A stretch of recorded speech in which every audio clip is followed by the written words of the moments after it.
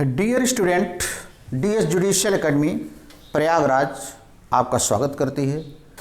एक ऐसे मुद्दे पर हम आज आपको बताने जा रहे हैं जिसकी वजह से लगभग 70 से 80% स्टूडेंट अपनी परीक्षाओं में असफल हो जाते हैं।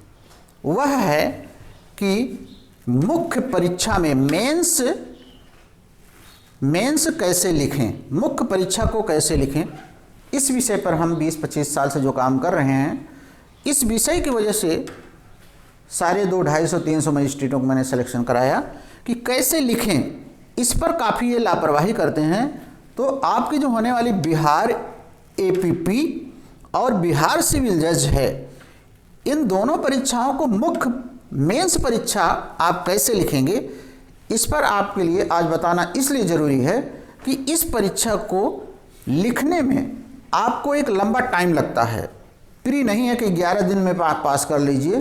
मुख्य परीक्षा के लिए आपको एक लंबा समय है लिखने का। आइए हम आपको लिखने का तरीका बताते हैं। लिखने के लिए अपने क्वेश्चन को आप कई पार्टों में आपको बांटना पड़ेगा। जैसे हम एक क्वेश्चन आपको ले लेते हैं।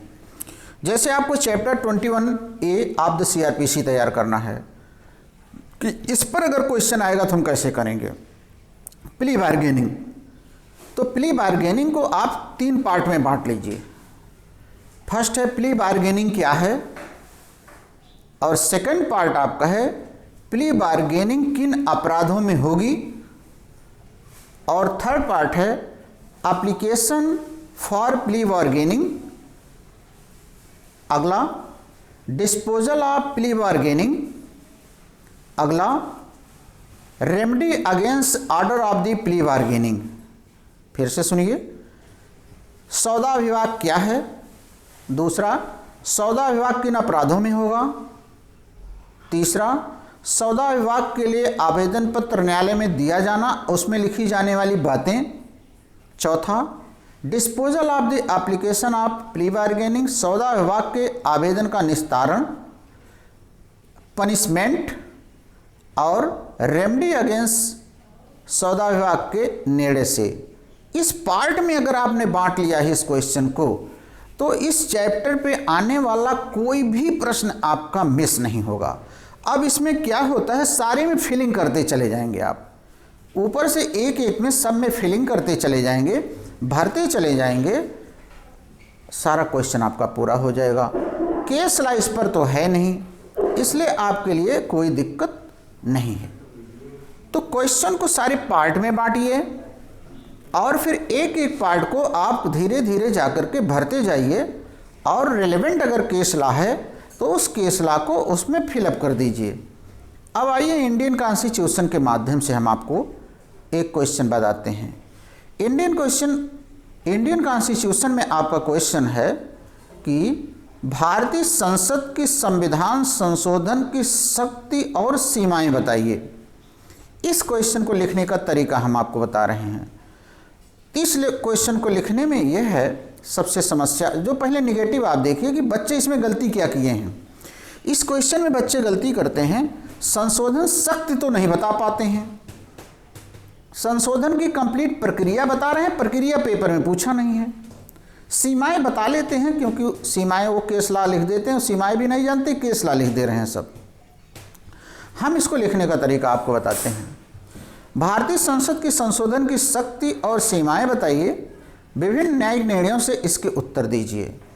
इस प्रश्न के उत्तर को लिखने के लिए सबसे पहले बताइए कि संपूर्ण विधियां वर्तमान को देख करके बनाई जाती हैं, भविष्य को देख करके नहीं। भविष्य में उठने वाले चीज़ों के लिए संविधान के अंदर ही कुछ ऐसे प्रावधान दिए गए हैं जिसको हम पूरा कर सकते हैं, जिसे संविधान का संशोधन कहते हैं। ये 3 लाइन से ज़्यादा चौथी लाइन नहीं होना चाहिए।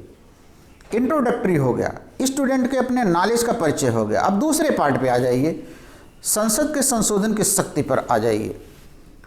अब संसद के संशोधन की शक्ति में डालिए कि आर्टिकल 368 मूल संविधान में जो था उसे बदल दिया गया। मूल संविधान में संशोधन की शक्ति नहीं थी, केवल प्रक्रिया दी गई थी, लेकिन बाद में संशोधन द्वारा इसमें शक्ति भी दी गई। और संसद को 3 प्रकार की शक्तियां संविधान संशोधित की हैं। संविधान संशोधन के लिए 3 प्रकार की शक्तियां दी गई हैं। एडिशन, वेरिएशन, रिपील, ये 3 शक्तियां हैं भारतीय संविधान में संसद को। ये पॉइंट बच्चे से छूट रहा है। तो संविधान के किसी भाग में परिवर्तन, परिवर्धन, निरसन कर सकती है, ये शक्ति इसकी है। शक्ति के बाद आप प्रक्रिया पे थोड़ा सा ताकत दीजिए। साधारण बहुमत से संशोधन हो सकता है, जैसे विधानसभा का उत्पन्न किया जाना, नए राज्यों का निर्माण। फिर आता है आपका विशेष बहुमत से संशोधन, फिर आता है आधे राज्यों के समर्थन से संशोधन जो यूनियन ढांचे में होगा, और अंत में आता है लिमिट, सीमाएं। सीमाएं जब इसकी आती हैं तो भारतीय संशोधन में, भारतीय संविधान में कुछ भी आप संशोधन कर सकते हैं, उलट पलट चाहे जैसे कर लीजिए, लेकिन 23 अप्रैल 1973 के बाद किसी प्रकार का कोई संशोधन आप नहीं कर सकते हैं जो संविधान के मूल ढांचे को परिवर्तन करता हो। ऐसा ही 23 अप्रैल को केशवानंद भारती में कहा गया। तो ये लिमिट है संविधान संशोधन की। तो आपको संक्षेप में लिखने के बारे में ये सारी चीज़ें बताई गई।